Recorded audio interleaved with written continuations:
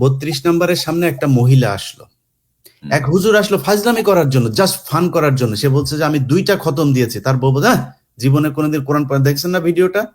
আমি 2টা খতম দিছি তার জন্য। হ্যাঁ খতম দিছি, পরে সারা বছর কোরআন শরীফ সপরিবারে বঙ্গবন্ধু এবং তার পরিবার, শেখ পরিবার যারা এই 5-15 আগস্ট যারা নিহত হয়েছে তাদের জন্য। আপনারা সরাবেন নাকি আপনারাও তাকে পাগল হইছে? আমাকে ঢুকতে দিল না, পুলিশে বাধা দিয়েছে। আমার নাম মাওলানা ওলিউল্লাহ, পিরোজপুর থেকে আসছি। আমি তাকে খুব ভালোবাসি, বঙ্গবন্ধুকে খুব ভালোবাসি। আসছি এখানে তার বাড়িটা জিয়ারত করার জন্য আসছি। মাথার সমস্যা, এটারও যদি মাথার সমস্যা নাই তাহলে আমাদের তো সমস্যা সাথে আসছি জিয়ারত করার জন্য আসছি এবং তার জন্য খতম করে দোয়া, এখানে দোয়া করার জন্য আপনাদের আসছি। সমস্যা, আমি তো দেখি আপনাদেরও সমস্যা। আপনাদের সমস্যা না তো তার সাথে এরকম কোন করেন? অত্যন্ত খারাপ লাগতেছে, আমি খুব কষ্ট লাগতেছে। দেশের জন্য সবকিছু করলো, তার জন্য আজ এই অবস্থা। বুরকাওয়ালা মহিলা মানে ফান করার জন্য এসে, মানে এখানে ফান করা যায়। আপনি একটু চোখ বুঝা কল্পনা করেন তো ভাই, আওয়ামী লীগ ক্ষমতায় আছে, জামায়াতের শিবিরের বা বিএনপির একটা ছেলে সেখানে এই ওরা জিয়াউর রহমানের কবরের ওইখানে গিয়ে করেছে, সেখানে গিয়েছে। আপনি চিন্তা করেন তো যে তার অবস্থাটা কি হইতো, পাড়ায় মেরে ফেলতো ওইখানে। আপনি তারা নিয়ে ফান করেন, এটা ফান করার জিনিস না তো। সালাউদ্দিন কাদের চৌধুরীর কবরে যে কি করছে না, ভেঙেছে তো, সেখানে কেউ যেতে পেরেছে নাকি সেই জায়গায়? লাশ আমার চোখের সামনে, দাদা আমার চোখের সামনে দেখেছি। এই শহীদ কাদের মোল্লা তার লাশটা যাওয়ার সময় জুতা নিক্ষেপ করেছে তার লাশের গাড়ির উপরে। আমরা তো গোলাম আজমের গাড়ি তো আমি ওই দিন নিজে ছিলাম, ওনার লাশটার সময় আমি জেল গেটে ছিলাম। তো এই যে কাজগুলো করেছেন এগুলো, এটা তো ওরা এটাই তো আওয়ামী লীগ, এদেরকে দিয়ে সব সম্ভব। আমাদের দক্ষিণ পশ্চিমাঞ্চলে, আমার বাড়ি চুয়াডাঙ্গা, আমার ছোটবেলায় দেখেছি এমন কোনো দিন নাই 2-4টা লাশ আমরা দেখি নাই। আমার ছোট একদম 5-7 বছর বয়সের থেকে আমরা বন্দুক হাতে নেই, আবার বন্দুক নিয়ে আসতো, ছেলে পেলে সব সামনে যাইতো। এগুলো এই এলাকার খুব স্বাভাবিক ঘটনা ছিল। কারা করেছে এগুলো? রক্ষী বাহিনীর মানে কাউন্টার দেওয়ার জন্য সেই জায়গায় এই জিনিসগুলো আস্তে আস্তে আস্তে আস্তে সেগুলো স্প্রেড হয়েছে পুরো দক্ষিণবঙ্গে। এখন আমার মনে হয় যারা যারা যারা যারা যারা যারা এইখানে যে সমস্ত সোকল্ড কালচারাল ফ্যাসিস্ট যারা মুজিবের নিয়ে কান্নাকাটি করছে, এদেরকে যদি কোনো পরিচালক প্রযোজক তার নাটকে সিনেমায় নেয়, কোন টিভি চ্যানেল যদি তাদের কোনো প্রোগ্রাম এয়ার করে, তাদেরকে দেখে নেব। আমি আজকে বলে দিলাম তাদেরকে দেখে নেব, এবং আমি যেটা বলি সেটা করব।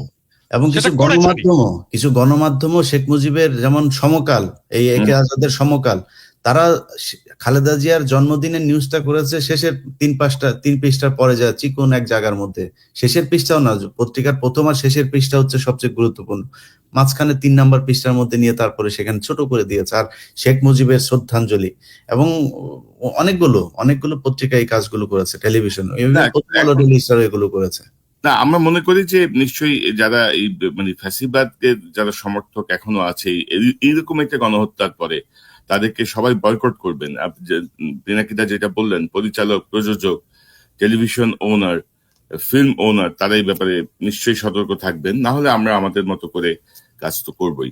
তো দাদা, এই সকল কিছুর পেছনে কিন্তু ডক্টর ইউনূস সরকারের একটা দায় আছে। কিন্তু doctor Yunus Nobel laureate doctor ইউনূসকে আমরা যে জায়গায় দেখি, চিফ অ্যাডভাইজার ইউনূসকে আমরা নিশ্চয়ই সমান দৃষ্টিতে দেখবো না। তাকে একটা দায়িত্ব দেওয়া হয়েছে। গত 1 বছরে তিনি ওনার উপদেষ্টাদের কার্যক্রম রিভিউ করেন নাই, এবং আজকে আমরা যে আলোচনা করছি তার পেছনে অনেক কিছুই ঘটতো না যদি তিনি প্রপারলি চালাতে পারতেন। আপনি কি মনে করেন কেন কোনো রিভিউ হলো না? ডক্টর ইউনূসের দায় উনি কিভাবে এড়াবেন, কি মনে করেন আপনি? না, এটা তো প্রথম থেকে বলতেছি, যখন এই উপদেষ্টা পরিষদটা গঠিত হচ্ছে এবং এই উপদেষ্টা হিসাবে যাদেরকে নেওয়া হচ্ছে, এটা তো মিলিটারি এবং বাংলাদেশের সিভিল ব্যুরোক্রেসির একটা কম্বাইন্ড একটা ডিসিশন। হ্যাঁ, এবং এটার মধ্যে ছাত্ররা ঢুকছে এবং ছাত্ররা এটাকে এন্ডোর্স করছে, এবং ছাত্রদেরকে এটার দায়টা নিতে হবে। তো মিলিটারি সিভিল ব্যুরোক্রেসির কম্বাইন্ড ডিসিশন নিয়ে যাদেরকে উপদেষ্টা বানানো হয়েছে, তারা বিপ্লবের কোন বার্তা করছে, বিপ্লবের কোন অংশটা তারা পালন করছে? কোনো কিছুই করেনি। তারা এই বিপ্লবের মর্ম বুঝবে না, তারা এই রক্তদানের মর্ম বুঝবে না, তারা এই ধারাবাহিক সংগ্রামের মর্ম বুঝবে না, তারা জানবে না আমরা কোন পথ দিয়ে এই জায়গাটায় আসছি, আমরা কোন কষ্ট, কোন কান্না অতিক্রম করে এই জায়গাটায় আসছি, আমরা কোন লড়াইয়ের মধ্যে দিয়ে এই জায়গাটায় গেছি। এবং এই বিপ্লব যদি ব্যর্থ হইতো, যদি 24-এ আমরা হাসিনাকে উৎখাত করতে না পারতাম, তাহলে আমাদের কার কি অবস্থা হইতো সেটাও ওরা জানে না। ওদের কারো কিছু হতো না, কার কি হতো। হ্যাঁ, হয়তো আসিফ নজরুলের কিছু হইতো, আদিলুর রহমান শুভ্রর কিছু হইতো, হয়তো প্রফেসর ইউনূস জেলে যেতেন, আর কার কি হতো? কারো কিচ্ছু হতো না। তারা এসে বসে বাংলাদেশের রাষ্ট্রের দখল নিল, ক্ষমতা নিলে রাষ্ট্র চালানো শুরু করে দিল। হ্যাঁ, অবশ্যই ছাত্রদের কিছু হতো এবং ছাত্র এটাকে এন্ডোর্স করলো। আমরা বারবার করে বলে আসতেছিলাম একটা বিপ্লবী সরকারের প্রয়োজনীয়তার কথা, কেউ মাথায় নিল না, কেউ কানে তুললো না। একটা বিপ্লব হলো, বিপ্লব বাদ দেন, একটা সরকার পতন হলো, পতন যারা করলো তারা তো ক্ষমতা দখল করবে, তো কেন একটা জাতীয় সরকার হলো না? কেন রাজনৈতিক দলগুলো একটা জাতীয় সরকার করলো না? কেন এই উপদেষ্টা পরিষদের মধ্যে রাজনৈতিক দলের নেতাগুলো নাই? থাকলে তো আজকে এই অবস্থা হতো না। আপনি দেখেন প্রফেসর ইউনূস 2 বার ওই যে বডি সোহেল আছে না, বডি সোহেলের সাথে মিটিং করছে 2 বার ডেকে নিয়ে তার অফিসে। প্রফেসর ইউনূসের একবার সময় হয়নি মাহমুদুর রহমানকে ডেকে নিয়ে মিটিং করার। একবার। বডি সোহেলের মধ্যে কি মধু আছে প্রফেসর ইউনূসকে ডাকতে হবে? আর মাহমুদুর রহমানকে ডাকা যায় না? কোথাও ডাকছে? মাহমুদুর রহমানকে কোথাও এনগেজ করছে? করেনি। দেবপ্রিয়কে করে এসে এনগেজ, অমুককে করে এসে এনগেজ, তমুককে করে এসে এনগেজ, আর একটা করে ঝামেলা করে। আর সেই ঝামেলাগুলো সামলাই আমরা সামলাই। প্রফেসর ইউনূসের কোনো মিডিয়া আছে নাকি? কোনো মিডিয়া প্রফেসর ইউনূসের সরকারকে কেউ? আমরা সামলাই, ন্যারেটিভ আমরা তৈরি করি, আমরা পাশে এসে দাঁড়াই। না, এখন ইউনূস সাহেব ধরেন এত বছর ধরে সংগঠন করেন, এনজিও করেন, উনি একটা প্রজেক্ট প্রপোজাল লিখলেও তো সেই অনুযায়ী লোক নিয়ে প্রজেক্টটাকে দাঁড় করান না। তো বাংলাদেশ রাষ্ট্র কি ওনার প্রজেক্টের থেকেও খারাপ অবস্থায় আছে? যে আমার মন চাইলে আমি চিটাগাং থেকে নিলাম, মন চাইলে আমি এনজিও থেকে নিলাম, মন চাইলে আমার অমুক ভাইরে নিলাম, অমুক ভাইয়ের ছেলেরে নিলাম, অমুক ভাবিরে নিলাম। তাই তো করছে। এক বছরে আমার বন্ধুর ছেলে, অমুকের ছেলে, তমুকের ছেলে, গ্রামীণ ব্যাংক, অমুক তমুক, এই তো আমি যাকে চিনি, আমার যে বন্ধু, এই তো নিয়ে করছে। সে স্বীকারও করছে যে পাইনি, তখন যাদেরকে পাইছি তাদেরকে নিয়েই করছে। তো তারপরে 1 বছর চলে গেল, তো এর মধ্যে রিভিউ করতে পারলেন না? না, এই দায় তো নিতে হবে। এবং আমি তো অনেক আরো খারাপ কথা শুনি, খারাপ খবর শুনি, আমি জানি না ওইদিকে যাচ্ছে কিনা, কি হচ্ছে আদৌ, উনি কতটুকু নির্বাচনে সক্ষম হবেন। মানে এই পরিস্থিতিতে আমি ধরেন আওয়ামী লীগের সচিব, আওয়ামী লীগের সেনা অফিসার, আওয়ামী লীগের পুলিশ কর্মকর্তা, আওয়ামী লীগের মাস্টার, সব প্রত্যেকে, মানে ধরেন যারা 3-4টা নির্বাচনের অভিজ্ঞতা সম্পন্ন, মানে রিগড নির্বাচনের অভিজ্ঞতা সম্পন্ন, তারা প্রত্যেকেই স্ব জায়গায় বহাল। আপনি কোথাও টাচ করেন নাই। আপনি কি শাস্তে চাচ্ছেন? আপনি কিভাবে একটা সুষ্ঠু নির্বাচনে আদৌ কি সক্ষম হবেন? এই প্রশ্নগুলো তো আসছে দাদা এখন। আচ্ছা, একটা জিনিস বলেন কনক, আমি বলি, মানে এটা উইথ অল ডিউ রেসপেক্ট, মানে আমি তো মাঝে মাঝে খেপে যাই, তো এখন করার কিছু নাই, এটাই আমার নেচার আর কি। তো রাষ্ট্র নিয়ে, সরকার নিয়ে, সংস্কার নিয়ে কনক, আপনার একটা চিন্তা আছে না? বলেন তো, আপনি এতদিন কাজ করছেন না? হ্যাঁ, ইলিয়াস, তোমার একটা চিন্তা আছে না? এতদিন কাজ করছো না যে রাষ্ট্রটা কিরকম হবে, করা উচিত আছে কি? ইয়েস অর নো বলো, আছে? মিউট হয়ে আছো। অবশ্যই। প্রফেসর ইউনূসের সরকারের সংস্কার কমিশন আমাদের সাথে বসে আধা ঘন্টা কথা বলছে, আমারও আছে, আধা ঘন্টা কথা বলছে। আচ্ছা বলেন তো, আপনারা তো এতদিন ধরে লড়াই করছেন, সংগ্রাম করছেন, যেরকমই করেন, যতটুকুই করেন, করছেন তো, আপনারা বলেন তো আপনাদের চিন্তা কি আগামীর রাষ্ট্রটা নিয়ে, সংস্কার নিয়ে, সংবিধান নিয়ে? কেউ কিছু বলছে? নির্বাচন কমিশন নিয়ে কেউ বলছে? একজন বলছে? কেউ বলে নাই। কেন বলেনি? মানে কি আমাদের মাথায় বুদ্ধি নাই? আমাদের লেখাপড়া করি না আমরা? নাকি আমরা পার্ট অফ রেভলিউশন না? নাকি আমরা কিছু বুঝি না? নাকি আমরা মূর্খ সদা? না, আমরা কিছু বুঝি না। আমরা কিছু বুঝি না, মানে ওই যে একটা ইয়ে আছে না, এটা মুখ খারাপ করতে হয় আর কি, সরি, মানে কনকের এখানে এসে মানে মুখ খারাপ করতে আমার খুব খারাপ লাগে, কিন্তু এটা দিস ইজ লাইফ। হ্যাঁ, দিস ইজ লাইফ। ওইটা ওই ছোটবেলায় আমাদের মেডিকেল কলেজে আমাদের ডোমদের ইয়ে ছিল, যারা লাশ কাটতো আর কি, লাশ কাটতে আমাদের হেল্প করতো। হ্যাঁ, ডেড বডি তারা প্রিজার্ভ করতো, পোস্টমর্টেমেও তারা হেল্প করতো, আর ডেড বডি কাটতেও খুব এক্সপার্ট, ভেরি এক্সপার্ট তারা। তো ওই রকম পচা টচা লাশটা আসতো সারাক্ষণ, এর গন্ধ টন্ধ তো বিভৎস গন্ধ। তো ওরা সারাক্ষণ টাল হয়ে থাকতো, মাল খেয়ে টাল হয়ে থাকতো ওর একজনের, এবং তারা খুব দার্শনিক কথা বলতো মাঝে মাঝে। হ্যাঁ, এত দার্শনিক কথা বলতো না, এগুলো যারা শোনেনি তারা ওই লাইফের ওই ফিলোসফি গুলো জানে না আর কি। তো বড় লোক এবং গরিব, এদের মধ্যে যে তফাৎ, এইটা সে কিভাবে এক্সপ্রেস করতো সেই ডোম আমাদেরকে। হ্যাঁ, তো সরি ফর মাই ল্যাঙ্গুয়েজ, এখানে মিউট করা যাবে না, বাট আমি তারপরেও এটাকে বলতে বাধ্য হচ্ছি, কারণ this is philosophy, this is life. সে বলতো যে ভাই আমরা শাক খাই, পেতনি লাগাই আর ভূত হয়, আর উনারা খায়, পরি লাগায় আর মাল হয়। তো এই যে সরকার, এই যে প্রফেসর ইউনূসের সরকার, এইখানে দরকার খাওয়া লোক যারা পরি লাগিয়েছে এবং যারা মাল পয়দা করেছে, তাদেরকে দরকার প্রফেসর ইউনূসের সরকারের। আর আমরা, আমাদের বাপেরা শাক খেয়েছে, পেতনি লাগিয়েছে, আমরা ভূত হয়েছি। আমাদের কি? আমাদের এটা রাষ্ট্র? এটা আমাদের রাষ্ট্র না। এই রাষ্ট্র ওদেরকে, ওদের যারা খায়, পরি লাগায় আর মাল হয়। আমাদের মতো পেতনি পেতনি চোদার রাষ্ট্র এটা না তো। এটা গরিবের রাষ্ট্র তো না, এটা খুবই এটা দরিদ্রের রাষ্ট্র না, এটা গণমানুষের রাষ্ট্র না, এটা এলিটের রাষ্ট্র। এই এলিটের রাষ্ট্র ভেঙে দেব, এবং এটাই আমার লক্ষ্য। সরি আমার ল্যাঙ্গুয়েজের জন্য, না আমি আবারও আমি মাপ চাই। না ইউ আর অ্যাবসলিউটলি কারেক্ট। কারণ ধরেন অনেক কথা সহজভাবে বোঝানোর জন্য এক্সাম্পল খুব জরুরি, এবং ধরেন আসলেই তো তাই দাদা, তাই না? আসলেই তো তাই। তো এখন আসলে এই জন্য আজকে আমি আমার শিরোনামটা রেখেছি যে উনি কি সুষ্ঠু নির্বাচনে আসলে সক্ষম হবেন কিনা। মানে লক্ষণ তো বলতেছে না আর কি। এখন সামনে যে সংকটগুলো আসছে, সেই সংকটগুলো আদৌ উনি কিভাবে নিরসন করবেন। আজকে দেখলাম জাতীয় ঐক্য কি যেন ঐক্যমত্যের যে কমিশন, ওরা অঙ্গীকারনামা পাঠিয়েছে রাজনৈতিক দলের কাছে।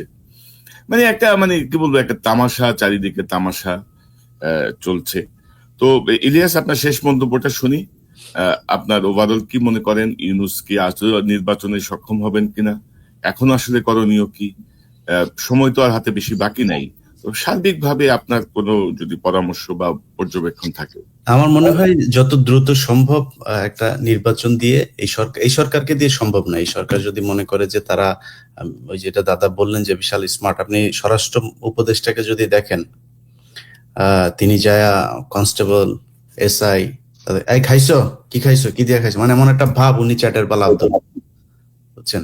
আর বেটা তোরে তো দেখতে কনস্টেবলের মতো দেখা যায়, তুই বেটা যায় ওইখানে গিয়া করি যে খাইছো কি, খাইছো, এটা কি কোনো ভাষা নাকি? শেখ মুজিব আপনি সবাই তুই তুই করে, তুমি তুমি তুমি তুমি বলার কে? তুমি তুমি পারমিশন নিছো আমার কাছে, আমার তুমি বলবা? কনস্টেবলকে সম্মান দেন। এগুলি করে এই বন্যা টন্যা সবই তো মানে এদের জীবনে কোনোদিন এক কলম। আপনি উপদেষ্টা যতগুলো আছে, আসিফ নজরুল নিয়ে আমরা সমালোচনা করি, আসিফ নজরুল তাও বলেছে ভিতরে ভিতরে ডিজিএফআই এর হোক আর যাই হোক, তারপরে সে বলেছে। এর বাইরে আমাদের দেখান তো যে এই স্টুডেন্ট 2-3 জন ছিল, এর বাইরে কারোর জীবনে কোনোদিন একটা কথা লিখেছে এই ফ্যাসিবাদ নিয়ে? হাসিনার বিরুদ্ধে কেউ কথা বলেছে? একজনও নাই। এগুলো তারা করেছে। সো এই টাইপের লোকজন দিয়ে আমার মনে হয় না যে এখানে সম্ভব হবে এটা দ্রুত একটা নির্বাচনের দিকে যাক। তবে একটা জিনিস বলে রাখি, যে যখন যে ধরা পড়েন তখন সে এসে তারপরে হাত পা চাপাচাপি করেন। এই হাত পা চাপাচাপি যেদিন চেয়ারটা থাকবে না, তারপরে থাকবে না। চেয়ার থাকা পর্যন্ত যদি কাজ শেষ করে না যাইতে পারেন, যেদিন চেয়ার পাশার নিচে থেকে চলে যাবে, তারপরের দিন থেকে পাশার চামড়া উঠানো শুরু হবে। এখন পর্যন্ত ফেনীর 16টা লোক জেলখানায় আছে, ভাল লাগে না? এখন পর্যন্ত আমি লিস্ট নিলাম, ওই দিন 800 জনের উপরে লিস্ট। আমি সবগুলো লিস্ট নিয়ে তারপরে আমি ইয়েরও বলছি, আমাদের স্বামী ভাইরেও বলছি। স্বামী ভাই আমার ওই দিন ফোন করছে, বলছে ভাই কারা কারা আছে, আমি বলছি ভাই আমি আপনারা দিব, আমি আমি যে জায়গায় দেওয়ার দরকার আমি দিব, দেখি কে কি করে। এখন পর্যন্ত বিডিআর এর লোকগুলো রে ভাই, জীবনে এই পৃথিবীর ইতিহাসে এখন, আরে ভাই শেখ হাসিনার মতো বদমাশ আমার জীবনে, আমার নিজের চোখে যত মানুষ দেখেছি, ওরে আমার দুর্ভাগ্য যে সামনে থেকে দেখছিলাম 2 দিন। আমার জীবনে দেখা যত মানুষ নিজের চোখ দিয়ে, ওর মতো জঘন্য মানুষ এই পৃথিবীতে কোনোদিন পয়দা হয়েছে বলে আমার মনে হয় না। ফেরাউনও এত আল্লাহর সাথে যুদ্ধ ঘোষণা করে না যেটা শেখ হাসিনা করেছিল। সো এই ধরনের মানুষ নিয়ে তারপরে তারা দেশ চালিয়েছে। তারপরে কোনোদিন একটা জামিনের আদেশ হবে, সেই শুনানির শেষে আদেশটা দিবে, বিচারক বলল লাঞ্চের পরে আদেশ দেওয়া হবে। তারপরে গেল রবিবার, সোমবার, and it's been 8 months। এই 8 মাসের মধ্যে এখন পর্যন্ত এটা কোনো বিচার? ডক্টর ইউনূস ফালান, আপনি কি করেন কি? আপনি এগুলি দেখেন না চোখে? এগুলি না দেখে আপনি দেশ সুন্দর করে থুয়া তারপর চলে যাবেন? সো এই টাইপের কোন সরকার আমরা দেশে চাই না, যত দ্রুত সম্ভব। আমি আমার ব্যক্তিগতভাবে যদি মনে করেন, আমি সরাসরি বলি যে অনেকেই আবার বলবেন যে আমি বিএনপি টিএনপি করি, ভাই এখনো পর্যন্ত আমাদের দেশের বিরুদ্ধে এই যে জঙ্গি একটা এই কার্ড কিন্তু এখনো আওয়ামী লীগ বিভিন্ন জায়গায় খেলে যাচ্ছেন। আমি মনে করি বিএনপির ক্ষমতায় আসা উচিত এবার, এবং আমার বিশ্বাস আমি তারেক রহমানের বিভিন্ন পলিসি টলিসি এগুলোর ব্যাপারে যতটুকু জানি, এবং বিএনপি যেটা সত্যি কথা, এই যে বললেন যে চাঁদাবাজি, প্রতিদিন নিউজ হচ্ছে বিএনপির ছাত্র দলের অমুক কোন এক উপজেলার জেলার, আরে ভাই সে ছাত্র দল, মানে এক গ্রামের এক ওয়ার্ডের এক স্বেচ্ছাসেবক দলের এক সেক্রেটারি, তারে নিয়েও নিউজ হয় বিএনপির ছাত্র দল এই কি স্বেচ্ছাসেবক দল নেতা, মানে দেখে মনে হয় যেন কেন্দ্রীয় নেতা বোধহয় চাঁদাবাজি করেছে। আপনি আসিফ সহ এই যে এদেরকে যেভাবে কালার করা হচ্ছে, যদি আপনি করতে যান কোন মন্ত্রণালয় সুষ্ঠুভাবে চলছে, একটা মন্ত্রণালয় দেখান, সবখানে তো দুর্নীতি হচ্ছে। কেন করা হচ্ছে? কারণ টার্গেট এনসিপি এবং বিএনপি, এই দুইটাকে যে কোনো ভাবে কালার করা হবে।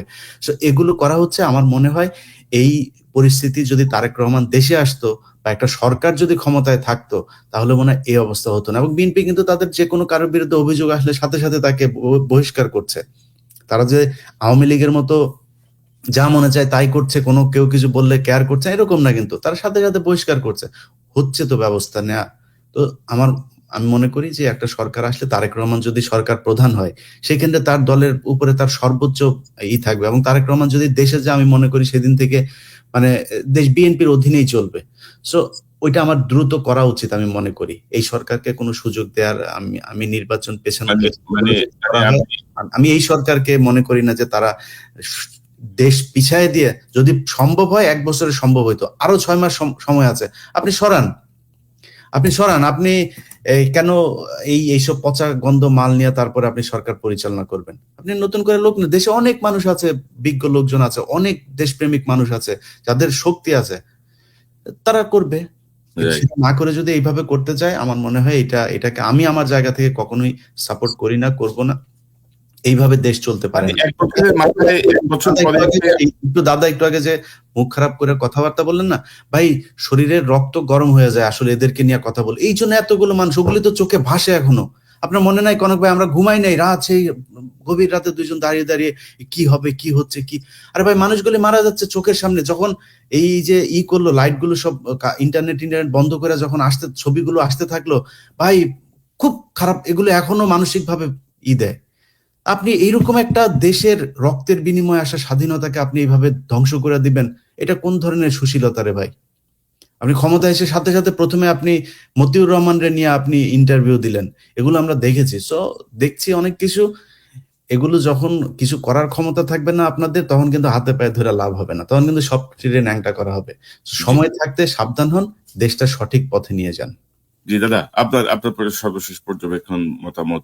না, আমি ইলিয়াসের মতের সাথে একমত যে আমাদের দ্রুত নির্বাচনের দিকে অগ্রসর হওয়া উচিত এবং নির্বাচন শেষ করে আমাদের স্ট্যাবিলিটি নিয়ে আসা উচিত দেশে। এটাই আমাদের প্রাইমারি লক্ষ্য হওয়া উচিত। এবং বিএনপি যেহেতু অঙ্গীকার করছে তারা একটা জাতীয় সরকার করবে, আমার বিশ্বাস যে তারা একটা অল ইনক্লুসিভ, সবাইকে নিয়ে একটা জাতীয় সরকার করবে এবং সবার কথা মাথায় রেখেই দেশটাকে চালাবে, সবাইকে নিয়েই। যদি সেটা চালায়, ওয়েল অ্যান্ড গুড। অবশ্যই নির্বাচনটাকে আরো অনেক সময় আছে, কারণ আমি আর একটা কনসার্নের কথা বলেছি, সেটা হচ্ছে যে এখনো 63% মানুষ ঠিক করেনি কাকে ভোট দেবে। সো এই 63% মানুষের ঠিক করার উপরেই নির্ভর করবে আগামীর রাজনীতি কি হবে, আগামীর রাজনীতি কি হিসেবে নির্বাচিত হবে। কোন ফ্রন্ট যদি তৈরি হয়, গড়ে ওঠে, রাজনৈতিক ভয়েস যদি দেয় 63% মানুষকে, প্রবাবলি তাহলে এই 63% মানুষের সমর্থিত দলগুলোই বা ফ্রন্টই রাজনৈতিক ক্ষমতায় যাবে। দেখা যাক কি হয় সামনের দিনগুলোতে। আরো অনেক হয়তো আমি একটু অ্যাড করি যে আপনি ইলিয়াস নির্বাচনে চাচ্ছেন, আপনিও নির্বাচনের কথা বলছেন, আমিও নির্বাচন চাই, যত দ্রুত সম্ভব নির্বাচন হোক।